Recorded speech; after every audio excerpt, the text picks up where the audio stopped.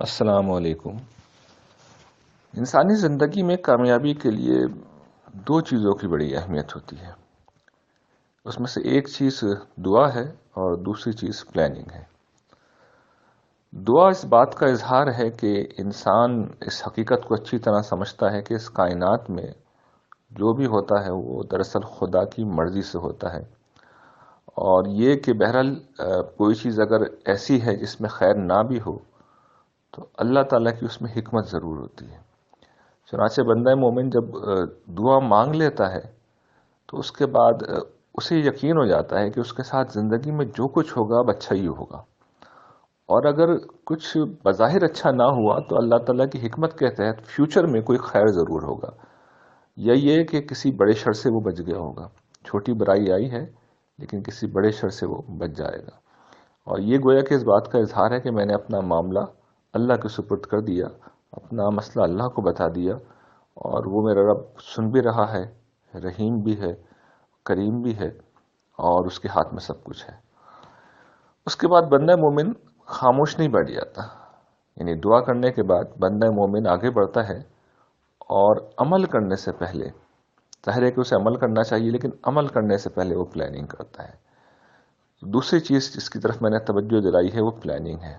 دیکھیے پلاننگ کیا چیز ہے، کہیں میں نے یہ بات پڑھی تھی اور بہت زبردست یہ بات ہے کہ آپ کو روزانہ اپنے دن کے آغاز پر دن کی پلاننگ کے لیے آدھا گھنٹہ نکالنا چاہیے، اور ہر شخص اپنے حساب سے یہ وقت نکال سکتا ہے۔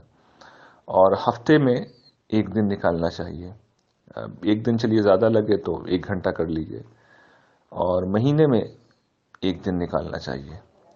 میں نے جب یہ بات پڑھی تو میں نے یہ سوچا کہ یہ تو وقت کا ضیاع ہے، یعنی آپ روزانہ آدھا گھنٹہ نکالیں، یہ تو اپنے وقت کو ضائع کرنے کے مترادف ہے۔ یہ چلیے 10 منٹ بھی نکالیں، 10 منٹ ضائع ہوئے۔ ہفتے میں اگر آپ ایک گھنٹہ پلان کریں گے تو وہ ایک گھنٹہ ضائع ہو گیا، اور مہینے میں آپ ایک دن لگائیں گے تو وہ دن ضائع ہو گیا۔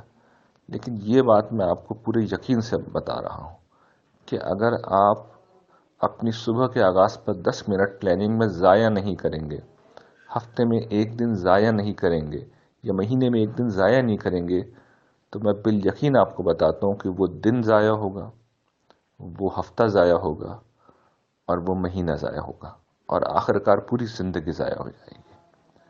تو پلاننگ کی بڑی اہمیت ہوتی ہے، بڑی اہمیت ہوتی ہے۔ پلاننگ اصل میں آپ کو مقصد دیتی ہے، یا یہ کہہ لیجیے کہ جس انسان کا زندگی میں کوئی مقصد ہے اس کے لیے ناگزیر ہوتا ہے کہ وہ پلاننگ کرے، کیونکہ یہ پلان ہوتا ہے جو اسے بتاتا ہے کہ اسے اپنے وقت کو کس طرح استعمال کرنا ہے، کون سا کام کب کرنا ہے، کس طرح کرنا ہے، اور کس طریقے سے کرنا ہے۔